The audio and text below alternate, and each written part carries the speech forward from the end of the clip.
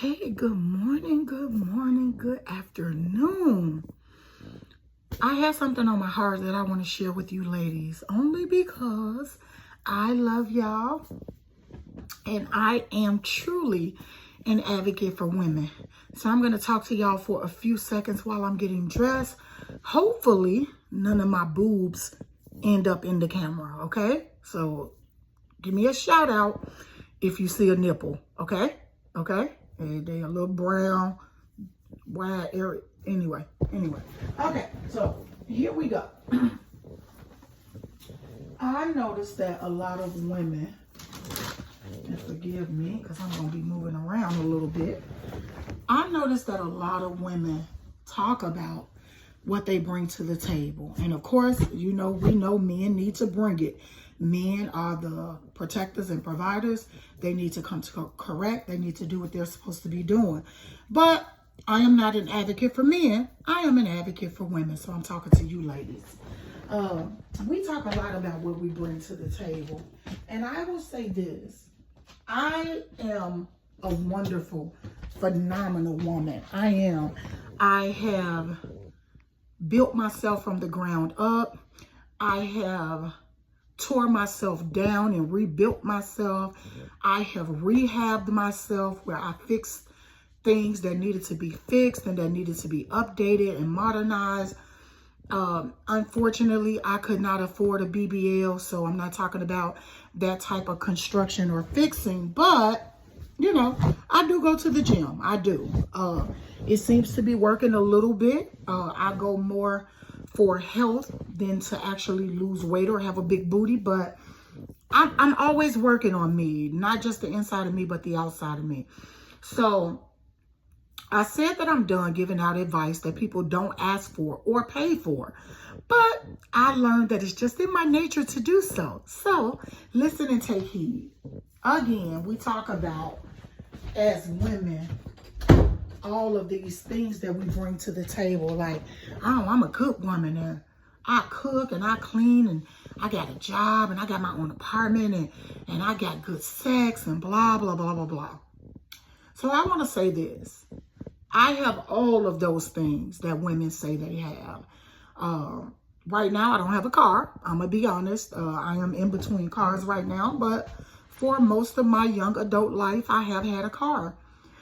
We talk about what we bring to the table, but I'm going to be honest with you guys. A lot of us, including myself, is not really 100% ready for a relationship or a marriage.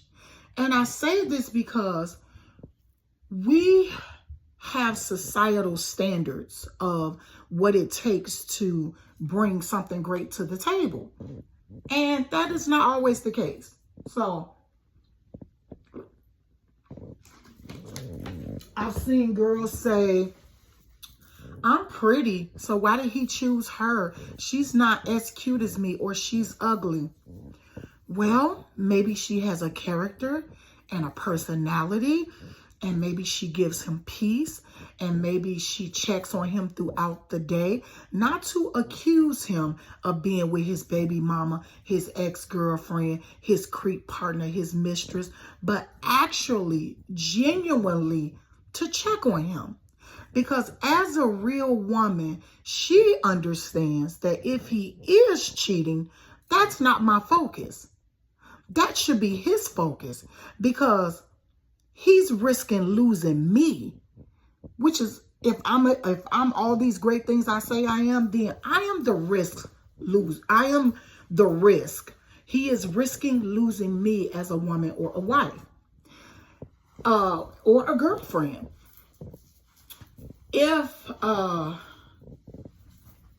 he is not mature enough to come to me a woman as a woman and say, hey, these are the things that I'm not happy with. These are the things that I think we need to work on. And he just instantly goes out to cheat because you're not providing certain things to him or into the relationship, then he's immature and he just wants to cheat anyway. Because there needs to be a conversation had between mature adults when the one or the other or both people are not happy in a partnership. So just because you got mediocre sex, good sex, great sex, whoop-de-doo. So does 100,000 other girls. So what, you have a job. So does 200 other girls. So what, you know how to cook. There's some girls out here, baby, that cook like real chefs. Do you understand me? And they don't use the little regular seasoning salts that we be using. They use real herbs. They go in the backyard, baby, and get on their hands and knees and pull the food up out the dirt. So we talk about all these attributes that we have, and they do not withstand the test of time in a partnership. So I said all that to say, can you help your man emotionally if he's feeling down about something, if he's lost a friend or a loved one? Can you support him without focusing on your own emotions or what you're going through? Can you support him through that emotionally? If your man happens to lose his job, of course he's a real man. He's going to bounce back and get back on his feet or create a job or find a job. Of course he will. He's a man, baby, and that's what men do. But in the time where he's out of work, can you provide financially for him, for the household, or for both of you guys? Can you step in and say, you know what, honey, the bills that you used to pay or the part of the household functions that you used to take care of, I am going to take care of those things. In the meantime, I am going to update your resume and support you in any way I can. So can you support your partner emotionally if he needs you? And can you support him financially if he needs you? If for some reason, whatever that reason may be, that he needs you to step in, can you do that? Not only can you do it, hey guys, not only can you do it, are you willing to do it? Are you willing to do it? And not to throw it in his face, not to have one up on him, not to taunt him, but to genuinely support him in his time of need. And this is another reason why multiple streams of income is so important, so we can be prepared for such things, because we know how these jobs can get, honey. But that's another topic. So, oh my God, we're at, what? Oh my God, we're already at 8 minutes. Okay, so the other thing is, are you willing to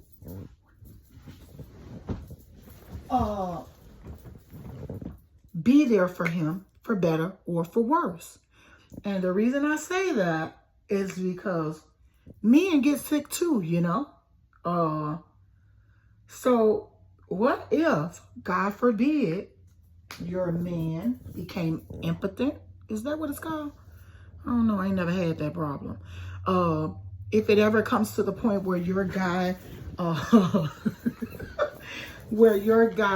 cannot get an erection the normal way, are you willing to still find other ways to intimately enjoy your partner without stepping out on him? For better or for worse means he can get sick, he can end up in a wheelchair.